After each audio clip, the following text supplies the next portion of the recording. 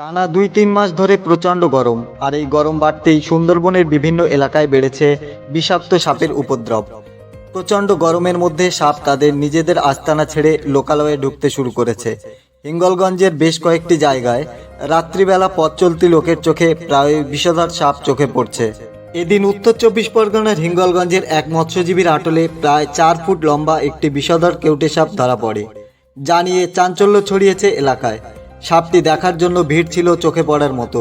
সচরাচর সুন্দরবন অঞ্চলে বেশিরভাগ জায়গায় যে সমস্ত সাপ দেখা যায় তার মধ্যে উল্লেখযোগ্য হলো বিষাক্ত কেউটে প্রজাতি। এদিন বন দপ্তরে খবর দেওয়া হলে অনেক পরেই এসে তারা সাপটি উদ্ধার করে নিয়ে যায়। এক গ্রামবাসীর কথায়, মাঝে মাঝে বিষাক্ত সাপ চোখে পড়লে গ্রামবাসীরা বন দপ্তরে খবর দিলে বন দপ্তরের পক্ষ থেকে কোনো সুরাহা পান না তারা। এইভাবে প্রচণ্ড গরমের মধ্যে দিয়ে লোকালয়ে যেসব সাপ ঢুকতে শুরু করেছে তা নিয়ে সুন্দরবনের একাধিক জায়গায় মানুষ আতঙ্কিত। প্রদীপ সরকারের রিপোর্ট, আমি রাকেশ। ঘুমিতে উঠে দেখলাম আমার এক দাদার আঠলে বিশাল পরিমাণের একটা কেউটে সাপ পড়েছে। আর আমরা তো গরমে এমনি রাত এমনি ঘুরি, আর এই আতঙ্কে রয়েছি একটু। এরকম সাপ তো সচরাচর দেখা যায় না, আর খুবই ভয়েতে আছি আমরা। হ্যাঁ, আর এই খালে যে এরকম এর আগে দেখা গিয়েছিল ছোট, কিন্তু এরকম ধরনের এত বড় সাপ দেখা যায় না।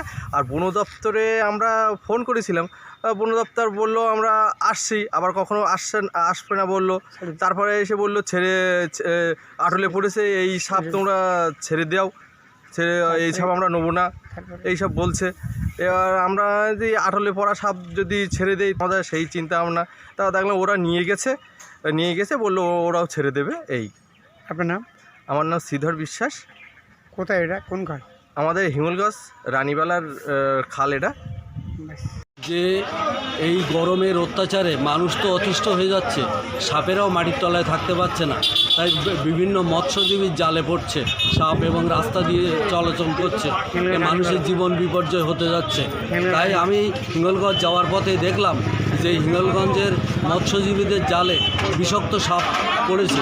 ওরা মৎস্যজীবীদের পক্ষ থেকে বন দপ্তরে সংবাদ দিয়েছে, কিন্তু মৎস্যজীবীরা নিতে অনিচ্ছুক। ওরা নিজেরাই বলছে যে আপনারা বনে যে ছেড়ে দিয়ে আসেন, কিন্তু এরকম বিষাক্ত সাপ নিয়ে খেলা করা অত সহজ তাদের কাছে। তারা জীবন বিপর্যয় নিয়ে সাপটা ধরে রেখেছে। অতি বিলম্বে যাতে সাপটা বন দপ্তর নিয়ে যায় ওনাদের কাছ থেকে, মৎস্যজীবীদের কাছ থেকে, এই কামনাটাই করছি আমরা। আপনার নাম? আমার নাম আতিয়ার রহমান, সমস্যা।